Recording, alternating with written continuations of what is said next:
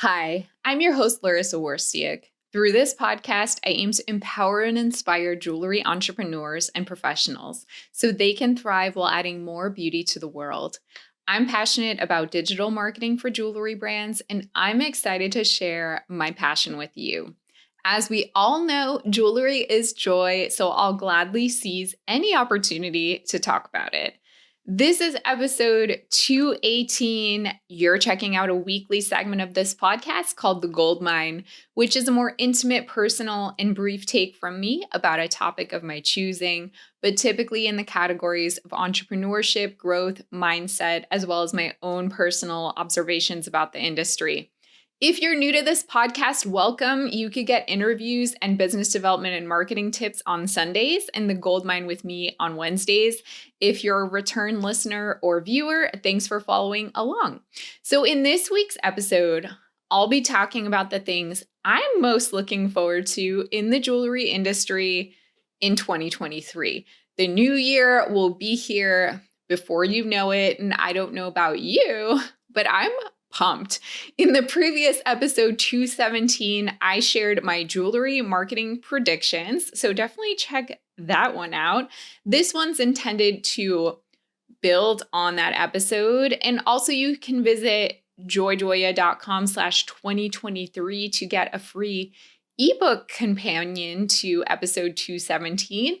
And I'd also love to know, what are you most looking forward to in the new year? I'll be discussing what's in store for the industry, the 3 things I'm most excited about for the coming year, and why you should get excited too.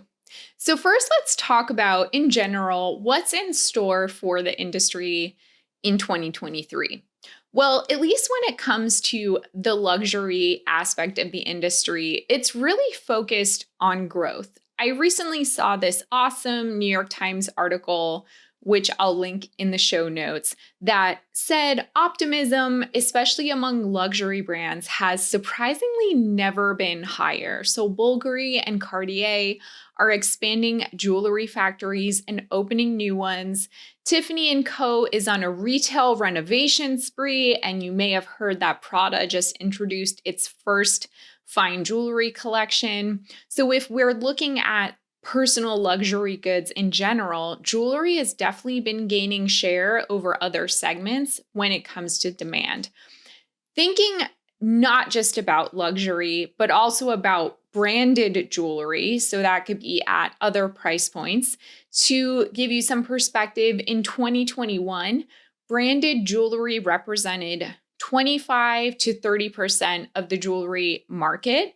That is a marked increase from 15 to 20% that it represented in 2011. And now I'm hearing predictions that branded jewelry will account for more than a third of the market in a few years. So basically, looking ahead, the opportunities are huge for strong brands. People trust brands, they have relationships with brands. When consumers are feeling super overwhelmed by all the options, choice in the marketplace, they will look to brands they trust first because it kind of makes the decision easy for them. They'll just gravitate to what they know and what they resonate with. So now that I've kind of given you a little bit of a lay of the land, I want to briefly talk about the 3 things that I'm most excited about for the coming year. Number 1, I'm excited for jewelry businesses to finally realize the power of brand.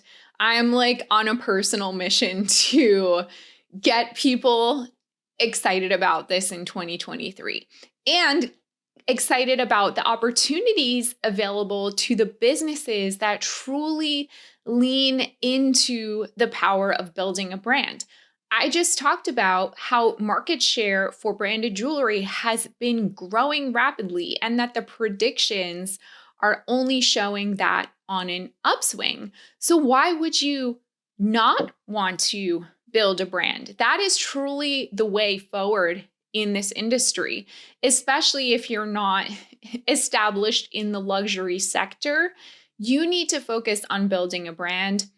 I think that that is a fun and dynamic process, a creative process, one that can really capitalize on the emotional aspect of this jewelry product that we sell, on the sentimentality of it, on the reasons that people buy jewelry. So I am most excited about seeing jewelry businesses lean into brands in 2023.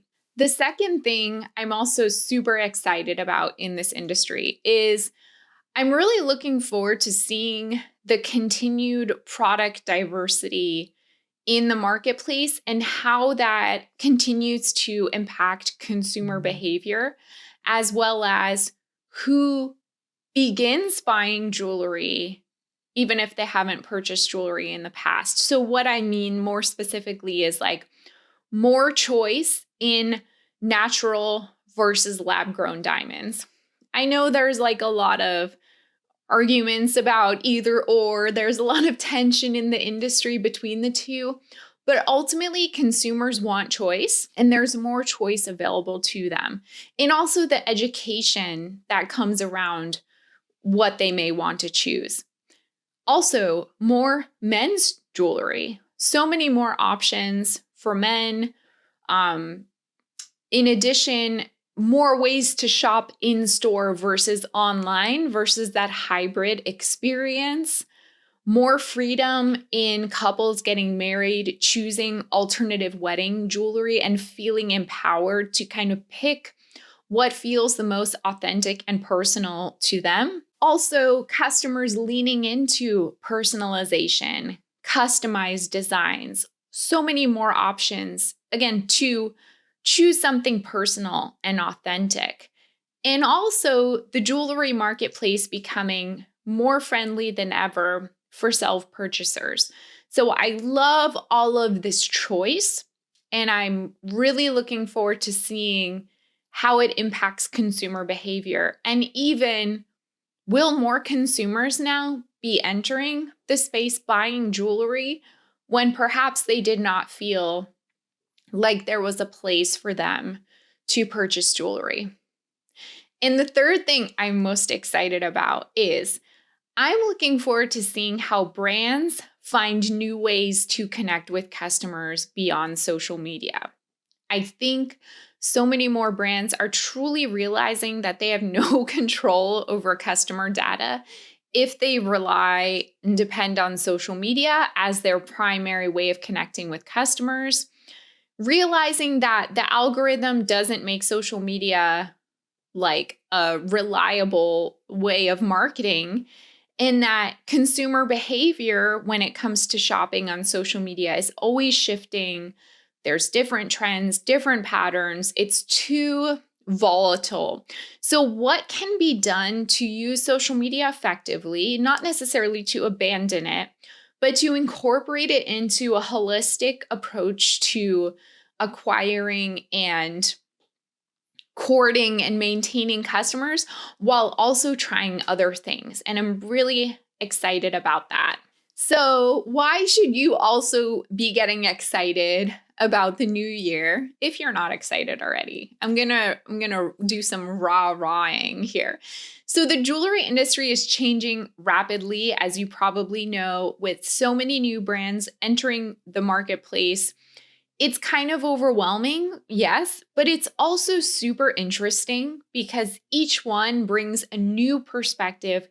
Each one has the potential to kind of shift how consumers shop and adds more choices to the mix in a way that might feel like a lot for you, like a lot to keep up with. But if you can change your perspective about that and see truly how much opportunity there is out there and dynamic excitement in this industry that we're in, you can really have a fun, wild time on your journey to success. So getting on that train, let's say, for 2023 should definitely be something that you can look forward to.